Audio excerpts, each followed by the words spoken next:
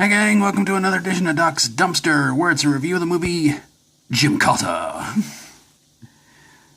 Jonathan Cabot is getting talked into playing a deadly game called The Game.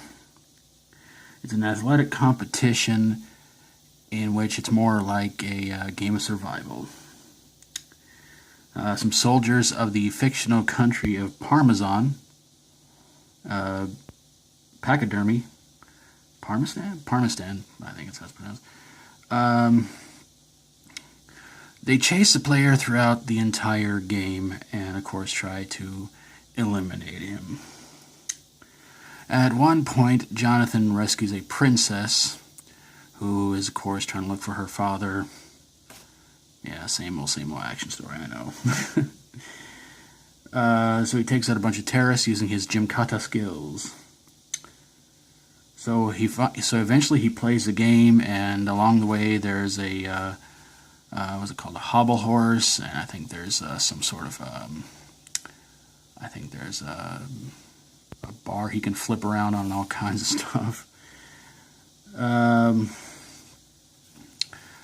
So yeah, he fights off the terrorists, and he gets a chance to show off his gymnastic skills and his karate skills as well in the movie, and eventually the princess convinces the king of Parks and Recreationville that his commander wants to pretty much completely take over and have complete power over the country of a weird name.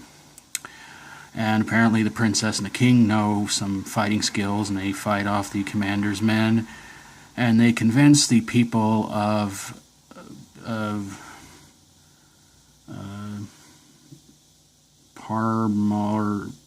Palmallville to fight back against the commander's men, and they do, and there's word that somebody's riding in on a horse to try to cross the finish line of the game, and no surprise, it's Jonathan with the father of the princess. And everybody's happy, I guess. Everything's cool, everything's great, everything winds up in one great big happy ending. So the big question is, does Gymkata belong in a dumpster?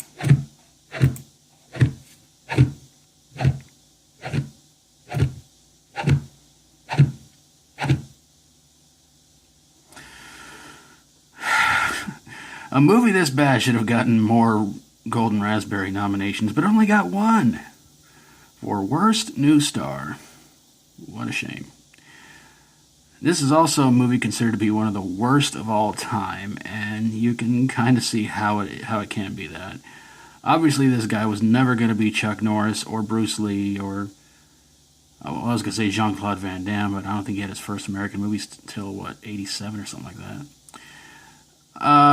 This movie is it's awful, but it has gained a cult following in the past several years because it's ultimately goofy, extremely bad, and again, it's almost like everything was set up to kind of show off this guy's skills.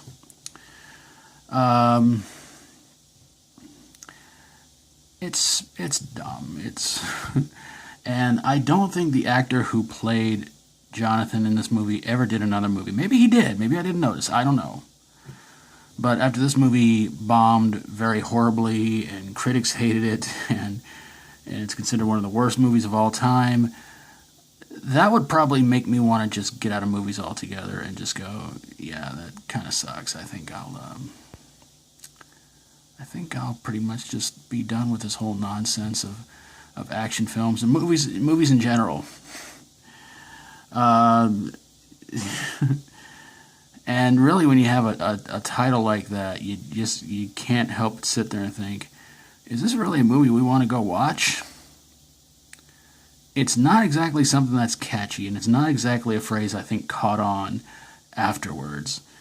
In fact, I can remember when this movie came out, I don't remember anybody saying, hey, let's go check out Gymkata, that looks like a good movie.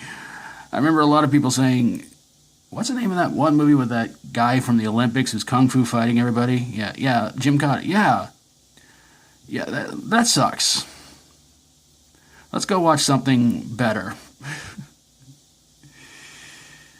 So there you guys have it, a review of Gymkata. If you've seen it, I'm sorry.